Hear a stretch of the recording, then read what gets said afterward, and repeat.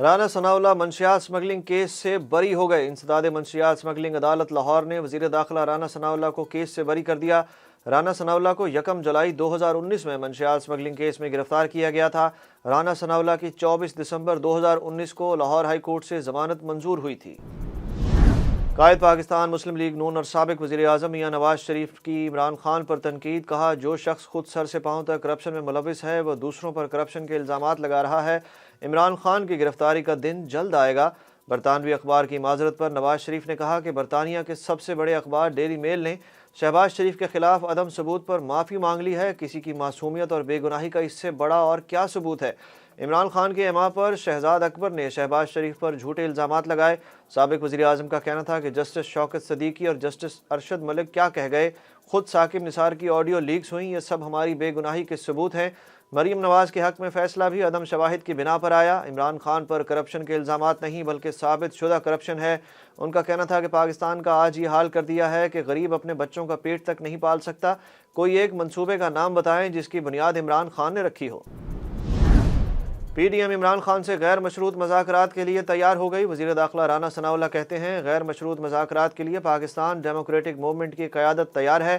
عارف الوی اس کے لیے کردار ادا کر رہے ہیں۔ عمران خان مجھے کبھی مذاکرات کی دعوت نہیں دے گا اور نہ دعوت دی ہے۔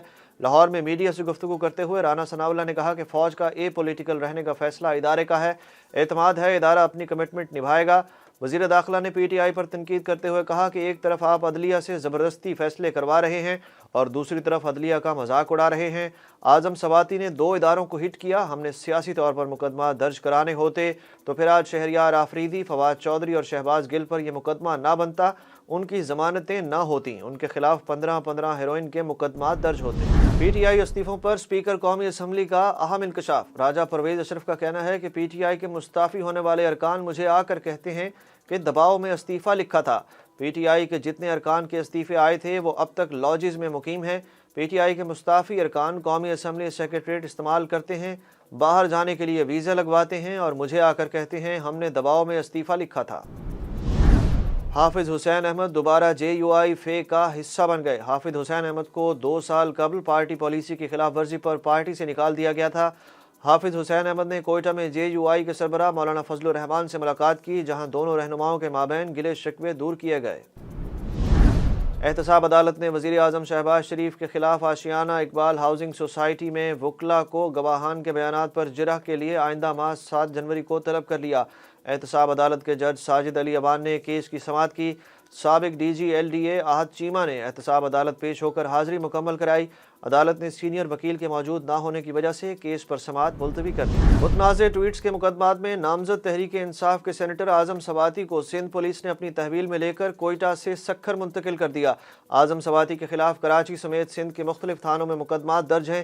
دوسری جانب سی ڈی اے نے تحریک انصاف کے سینیٹر اعظم سواتی سمیت 4 فارم ہاؤسز سیل کر دیے۔ سی ڈی اے نے 4 فارم ہاؤسز کے مرکزی دروازوں پر سیل کا نوٹس بھی چسپاں کر دیا۔ تعینات سیکیورٹی گارڈز کو بھی ہٹا دیا گیا۔ الیکشن کمیشن نے پنجاب میں بلدیاتی حلقہ بندیوں کا شیڈول جاری کر دیا۔ شیڈول کے مطابق صوبہ میں بلدیاتی حلقہ بندیاں 16 دسمبر سے 6 جنوری تک کی جائیں گی۔ بلدیاتی حلقہ بندیوں کی ابتدائی فہرست 7 جنوری کو شائع کی جائے گی۔ 9 جنوری سے 23 جنوری تک ابتدائی حلقہ بندیوں پر اعتراضات دائر کیے جا سکیں گے۔ الیکشن کمیشن حتمی فہرست 12 فروری کو جاری کرے گا۔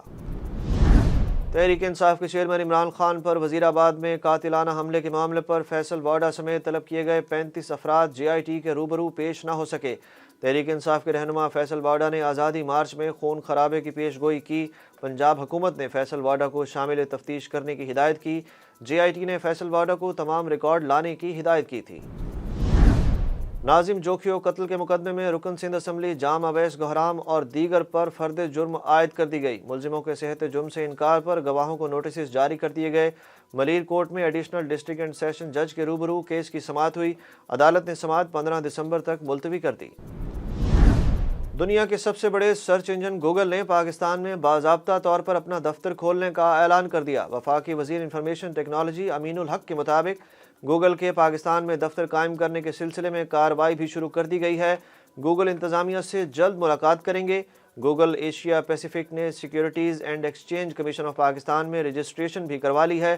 امین الحق کا کہنا ہے کہ گوگل حکام سے رابطے جاری ہیں اور دسمبر کے دوسرے ہفتے میں وفد کی پاکستان آمد متوقع ہے۔ گوگل آفس یوٹیوب سمیت تمام اپلیکیشنز کی نگرانی بھی کرے گا۔ گوگل کے علاوہ ٹک ٹاک نے بھی پاکستان میں اپنا رابطہ آفس کھولنے کا فیصلہ کیا ہے۔